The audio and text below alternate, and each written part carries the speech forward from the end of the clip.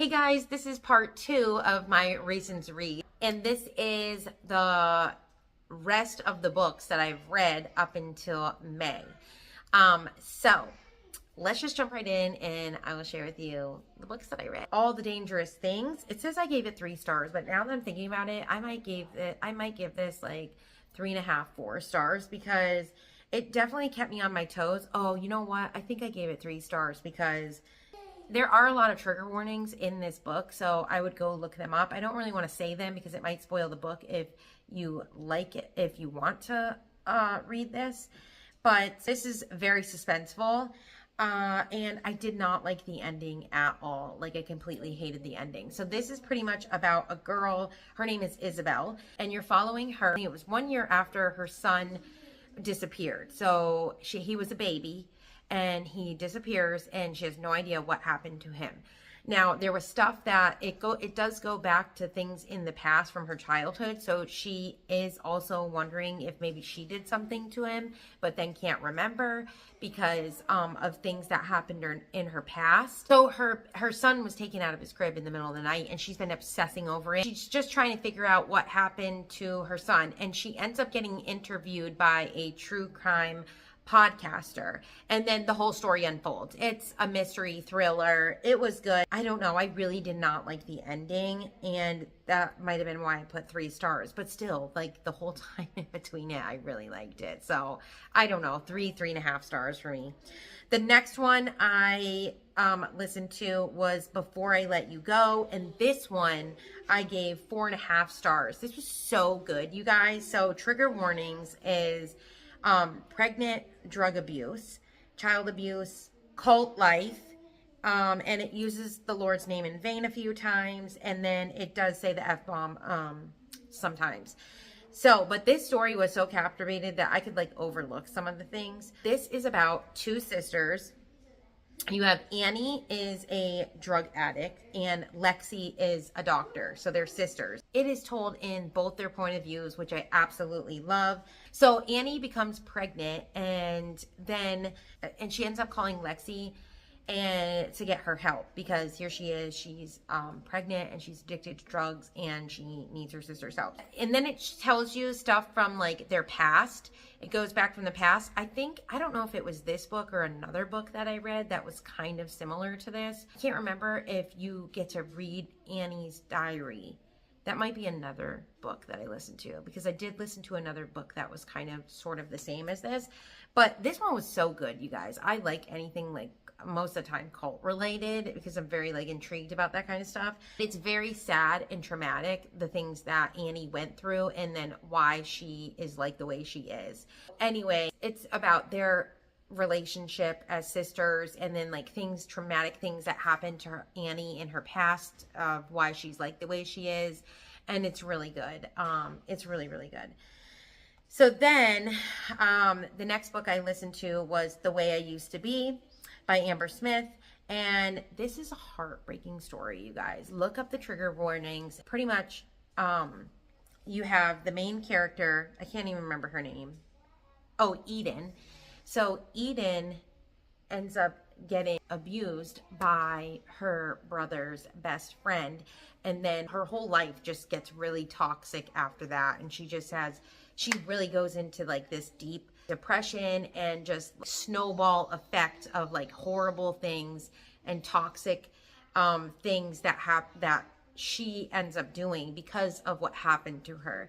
So I really like this. I feel like this is a good like insight to things, to like how some people can react to things like that, especially when you haven't told anyone and you're afraid to tell anyone about things like that. So, oh my gosh, I gave this book, I don't even know if I told you, I gave it 4 stars. I thought it was really good, really well done. It was so sad though. The next one I listened to was called Just Friends Forever, and I gave this 3.5 stars, and this is a clean best friends to lovers celebrity drama. Troy has been in love with Stevie since they were in grade school, and the one time he steps out and tells her his feelings, she rejects him.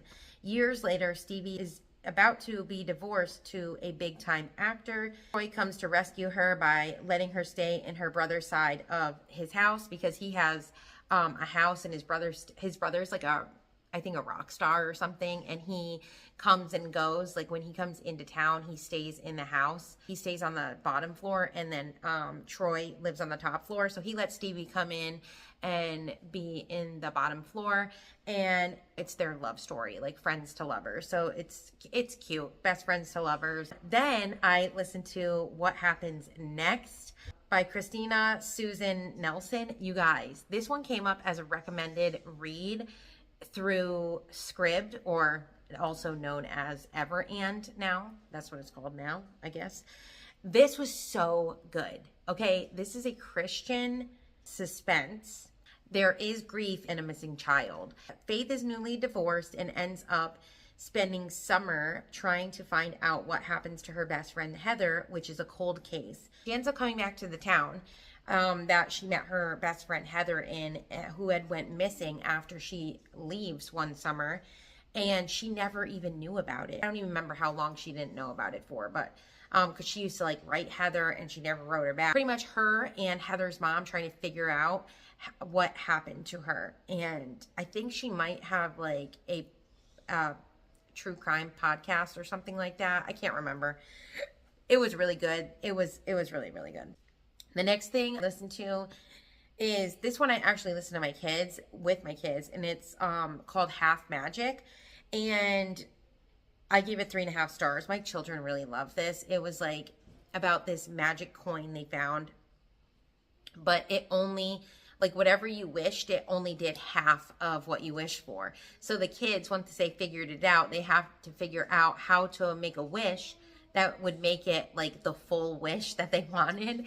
So it was just fun and crazy. It's about, I think there's like 4 or 5 siblings in this, and they just go on these fun adventures with the coin. And I don't even know. It's fun. It's a whole series. But we only listened to that one. Okay, so now we're in May here. And in May, I listened to 1, 2, 3, 4, 5, 6, 6, and I DNF'd 3. So let's just talk about the DNFs. The Cruel Prince. I started that series, and I feel like, I don't know if it was the language or the content. I don't remember why I didn't write down, but I DNF'd it. I didn't end up doing it. I might try it again, but I feel like there was something in it that I was just like, nope, I'm not listening to this. So I don't know. Then the next one was Off to the Races by Elsie Silver, and I can't remember why I DNF'd this one either. I don't know. I'm pretty sure I DNF'd all of these because there was just like either too much swearing or I didn't like the vibe of it even just going into it. So that one I DNF'd, and then I also DNF'd Before We Were Strangers. And yeah, so there are those. I can't really explain what any of those are about because, yeah, I don't remember them. So the first one I read in May is by Courtney Walsh, and it's called Hometown Girl, and I gave this 3.5 stars. This is about Beth Whitaker. She lives in her small town, but she was wanting to be like a city girl, like leave the town, never come back, go into the big city. She feels trapped and struggles to make up for the mistakes that has haunted her for all these years. Her sister ends up buying an old farmhouse and they restore it. So I think there is like a mystery aspect to this, like something happened to somebody and they're trying to solve that. Because I think another guy, so there's another guy in the store in this, and he ends up coming back to the town, and he ends up helping them restore the barn or the farm, and he kind of knows a little bit what happened to the girl who went missing in the barn. It is like a little love story between those two. So there's like mystery and romance, and then the relationship between her and her sister and all of that. So it's cute. Like I said, what did I give it? 3.5 stars. So it was cute. The next one I listened to was called All Manner of Things. You guys, this was so good. I gave this 4.75 stars. I'm just going to read to you. This book is about Annie and her family, set in 1967. Annie's brother goes off to war in Vietnam and tells her that if anything happens to him, she should contact their father, who has been gone since she was, I think, 10. I loved the characters in this book. Real life hardship and yet God is weaved so beautifully through this book. Like, oh my gosh. That's really all I want to say. You should just go and read this book. It's so good. It is told in Annie's point of view, as well as letters from her brother Mike, who is the one that went off into war. It's very redemptive and bittersweet, and I loved it. The next book I listened to, I gave 4 stars, and this is The Way I Am Now, and this is the sequel to The Way I Used to Be. I don't really want to spoil it if you didn't read the first one, but this is about Eden and her life moving on, and then kind of what happens with the case in which what happened to her when she was younger. So you're walking through her life after her trying to come out of all of her destructive behavior, and then like what happens after. So there is a lot of using the Lord's name in vain, which I did not like, and there is open doored seeds, which I skipped. But overall, I gave it 4 stars because I just I don't know, I like hearing like point of views and stuff like that, and understanding people that are going through trauma and stuff like that. I really like that kind of stuff. I think there was a lot of character building and stuff like that, so I liked it. Another book that I read was Every Last Word, and I gave this 4.75 stars. And this book is about Samantha, who has OCD. She sees a therapist and has 4 friends she's been best friends with since kindergarten. So she ends up meeting this girl named Caroline, and there is, I don't even know. It's really good. She it's almost like she wants to kind of move on from her life with her friends, but not. It's kind of like a coming of age, but then also trying to figure yourself out and all of this stuff. But she struggles big time with OCD. The narrator wasn't the best, but the storyline really was good, so I continued to listen. I really liked in this, so it is kind of also the relationship between her and this boy Sam. And I love the redemptive aspect of this book. I don't know, it's really good. I would warn that there is open door scenes and suicide involved in this, but it is really good. So yeah. Then I listened to Hard Is Not the Same Thing as Bad. This is by Abby Halberstadt. And she is the one who wrote M is for Mama. She's a mother of 10, 2 sets of twins. She's amazing, godly, Christian, biblical parenting. So this is a biblical parenting book. And not even really parenting, but it's pretty much, it's really good. Very rooted in scripture. I don't remember if I told you I gave it 5 stars. I love how Abby is just so real and raw, but yet this book is convicting and encouraging at the same time. It's so good, so good.